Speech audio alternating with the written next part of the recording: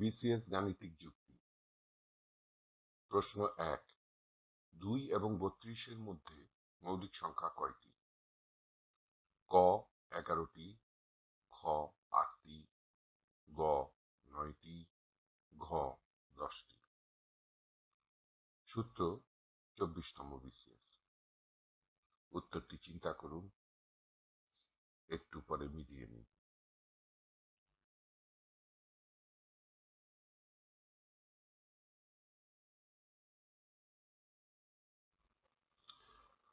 সঠিক উত্তর গ ১১টি।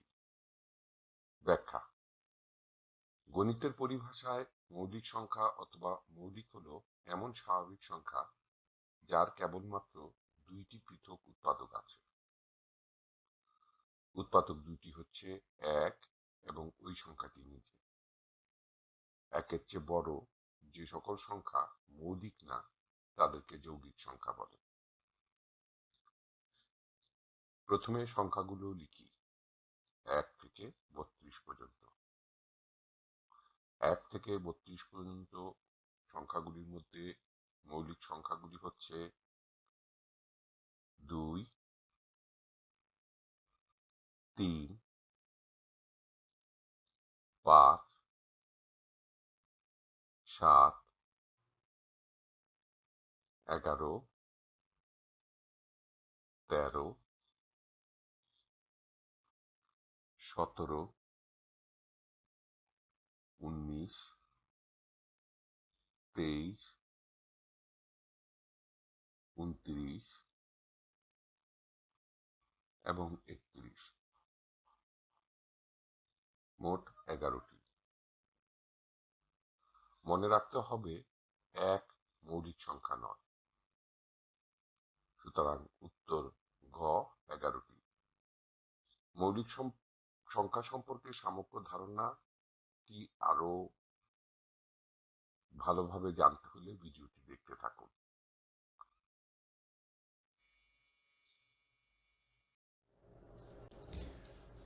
ভিডিওটি শেষ করার আগে কিছু উপায় জেনে নেওয়ার চেষ্টা করব যাতে সহজে মৌলিক সংখ্যা নির্ণয় করা যায়। মৌলিক সংখ্যা নির্ণয়ের সহজ উপায়: ১, ০, ২, ৪, ৬ এবং ৮ দিয়ে শেষ হওয়া সংখ্যাগুলো কখনোই মৌলিক সংখ্যা নয়। অর্থাৎ যে কোনো সংখ্যার শেষ সংখ্যাটি বা এককের ঘরের সংখ্যাটি যদি ০, ২, ৪, ৬ এবং ৮ হয়, সেটি কখনোই মৌলিক সংখ্যা হবে না। দ্বিতীয়টি, যদি একটি বড় সংখ্যা ৫ দিয়ে শেষ হয়, তবে এটি সর্বদা ৫ দ্বারা বিভাজ্য, তাই সেটি একটি মৌলিক সংখ্যা নয়। যে কোনো সংখ্যা আমরা যদি নেই, তাহলে এককের ঘরের সংখ্যাটি যদি ৫ হয়, তাহলে সেটি ৫ দ্বারা বিভাজ্য। ৫ সংখ্যাটি নিজে একটি মৌলিক সংখ্যা, কিন্তু এককের ঘরে অবস্থিত অন্য যে কোনো সংখ্যার যদি এককের ঘরে অবস্থান থাকে ৫-এ, সেক্ষেত্রে সেটি মৌলিক সংখ্যা নয়। তৃতীয়, যেসব সংখ্যার অঙ্কের যোগফল ৩ দ্বারা বিভাজ্য তারা কখনোই মৌলিক সংখ্যা নয়। এটার অর্থ মূলত বড় সংখ্যার ক্ষেত্রে প্রযোজ্য। মনে করি একটি সংখ্যা ২৬,৫৭৭। এই সংখ্যার একক এর ঘরে বা শেষ সংখ্যাটি ০, ২, ৪, ৬, ৫ বা ৮ নয়।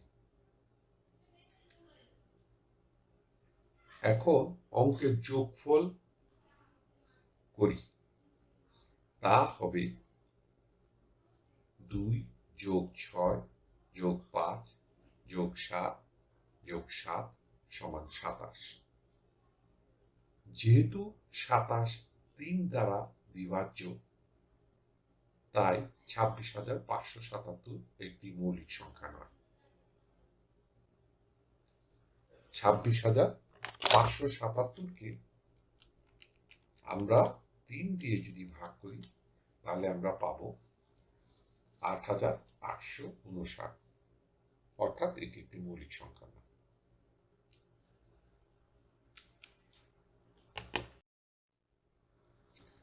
মৌলিক সংখ্যার কিছু গুরুত্বপূর্ণ বিষয়। 2 হলো একমাত্র মৌলিক সংখ্যা যা জোড়, বাকি সব মৌলিক সংখ্যাই বেজোড় সংখ্যা। 2 এবং 3 হলো দুইটি পরপর মৌলিক সংখ্যা। 2 এর চেয়ে বড় সমস্ত জোড় সংখ্যা দুইটি মৌলিক সংখ্যার যোগফল হিসাবে উপস্থাপন করা যেতে পারে। ধন্যবাদ।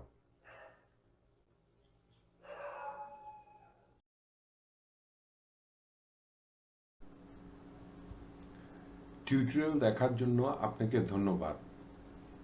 আপনার যদি কোনো প্রশ্ন থাকে তবে আমাদেরকে rhkstorecouk@gmail.com-এ ইমেইল করুন বা মন্তব্য বিভাগে লিখুন।